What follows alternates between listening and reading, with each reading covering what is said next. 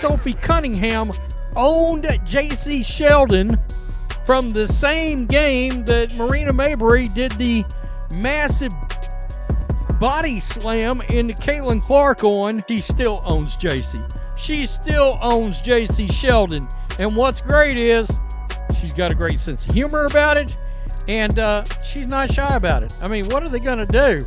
Sophie Cunningham just turned the WNBA into her own Say It With Your Chest showcase. And the punchline landed squarely on Jacy Sheldon. Yes, the same Sheldon who got a little too handsy with Caitlin Clark. And Sophie didn't whisper her response. She broadcasted it. On the court. To the crowd. And then doubled down in ink. So here's the real question. How much do you love Sophie right now? Drop it in the comments. Because from Fever Nation's perspective, this is exactly the kind of energy Caitlin Clark deserves standing right beside her. Here's the reality most teams don't want to face. When your teammate is Caitlin Clark, a sellout machine, a ratings cheat code, and the #1 target for cheap shots across the league, you either step up and protect her, or you stand around like a prop while opponents treat her like an open invitation.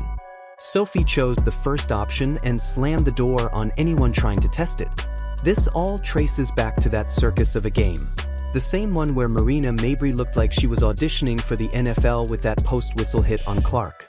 But even before Mabrey lined up for her tryout, it was Jacy Sheldon pushing limits, forcing Fever fans to imagine a league-wide penalty box that sadly doesn't exist. Sheldon. Clark trying to back her down. Sheldon, that was Clark, hitting her in the face. Clark is upset about that. Then everybody's upset about that. Marina Mabrey comes in. She decks Clark, tempers flaring on both sides. Sheldon, already building a reputation for accidental contact that somehow always finds Caitlin Clark, threw in another unnecessary bump. Sophie didn't file it under complaints. She filed it under to-do list. Later in the game, Cunningham cashed it in with a clean, firm reminder, the kind you feel echo through your shoulder blades. Targeting Caitlin comes with interest. It wasn't dirty. It wasn't reckless. It was basketball's version of "we saw that. Don't try it again." And Sophie didn't let it fade when the buzzer sounded. She carried that same energy off the floor. Sophie commits a hard foul on Jacy Sheldon. Again, as Jacy Sheldon is going up for a layup, Sophie bear hugs her and takes her to the ground. What I will say is Sophie did not grab her and throw her to the ground. She didn't body slam her. She didn't do anything, in my personal opinion. Maybe I'm biased here, but I'm gonna give you guys my straight up honest opinion on this. She bear hugged her, took her to the ground. Yes, it was intentional. Fast forward to a Fever fan event. Sophie's in full community mode, signing programs, posing for pictures, trading laughs with the fans who show up 2 hours early and leave hoarse. Then comes the curveball. A fan slides her a Jacy Sheldon rookie card. But they're not asking for just Sophie, not a jersey number, not even a heart. They want a message, a stamp, something that speaks for what the entire arena had been thinking. The clip hits social like a match to gasoline. Lexi Hull, sitting next to Sophie at the table, breaks into uncontrollable laughter while fans around them lose it. It's one of those rare, perfect moments that fuses rivalry, comedy, and raw competitiveness, the exact stuff that forges a team's culture and a fan base's identity. No staging, no branding, just pure Sophie. Sharp, funny, and dead clear about who she was writing for. And the best part? She didn't backpedal. No, "oh gosh, I was only kidding." No notes app apology. Sophie leaned all the way in. That's what you want in an enforcer, consistency. Every great team has one. Gretzky had one. Jordan had a few. Kobe had teammates willing to rack up the technicals. Curry has Draymond.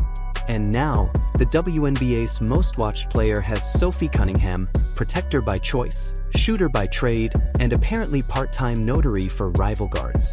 But here's the twist. This isn't just some tough guy act. Sophie's not an end-of-bench body soaking up fouls.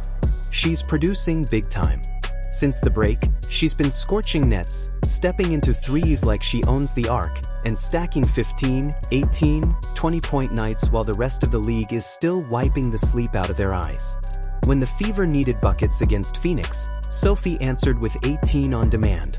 while a few teammates looked like they forgot what city they were in. Enforcer energy is nice. Enforcer energy with efficiency? That's how you win games people actually remember.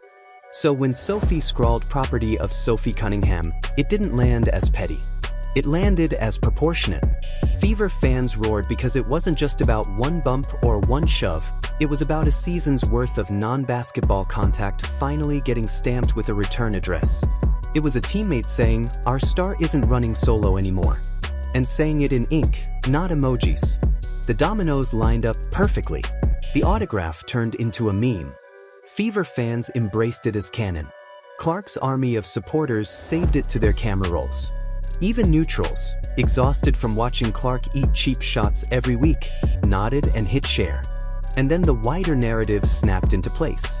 Jacy Sheldon's young WNBA journey, drafted by Dallas, rerouted to Connecticut, shipped to Washington, already had turbulence. But now her biggest headline wasn't a breakout scoring night or defensive showcase. It was this: the guard who took her shot at Caitlyn, and the guard who got claimed by Sophie Cunningham. You could hear the cheer ripple through Fever Nation when that clip hit timelines. Because it wasn't just the joke, it was what the joke represented. Team identity. Teammate accountability. A line in the sand: you can't build your name by taking aim at ours. That's good basketball and good business. It gives the locker room something to rally around, gives the fans a story to tell, and gives opponents a reason to think twice before chasing viral clips at Caitlyn's expense. And that's why Sophie has become, without debate, the second most beloved Fever player behind Clark herself. She's got edge without ego, swagger without silliness, and production to back the noise. She'll hit the deep three, take the charge, flash the grin, and then sign a rival's rookie card with a mic drop. That's a brand. That's a role. That's a teammate. Let's be real. Sophie versus Jacy wouldn't even be a story if the league had protected its marquee star the way every other pro league protects its megastars. But it didn't, and that's why the autograph hit like a headline. From Chindy Carter's blindside shot, to Diana Taurasi's hip check, to Marina Mabrey's post-whistle shove, to Sheldon's accidental hands, the pattern speaks louder than any press conference. Too often, refs swallowed the whistle. Too often, fines found the wrong wrist.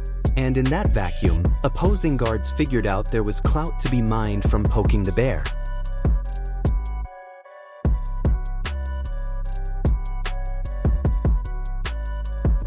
It was, to me, payback for what was happening the entire game. But she did it in a way that she wasn't going to injure Jacy. She was just making it known, like, if the refs aren't going to handle it, I will handle it. We'll take care of it, but this is not what you're going to do when you come into our house. It was an intentional foul. It was a hard foul. She brought her down.